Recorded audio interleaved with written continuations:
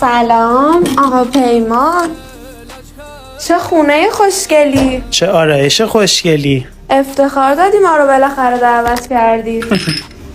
بریزم. آره عشقم، بریز دو پیک بزنیم، خیلی خستم.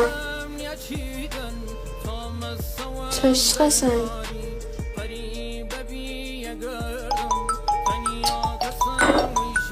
کیه؟ خب جوابشو بده.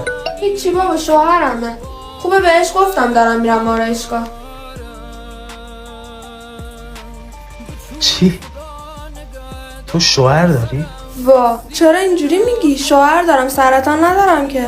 تو شوهر داری اینجا چه غلطی میکنی؟ یعنی چی؟ این چه طرز حرف زدنه؟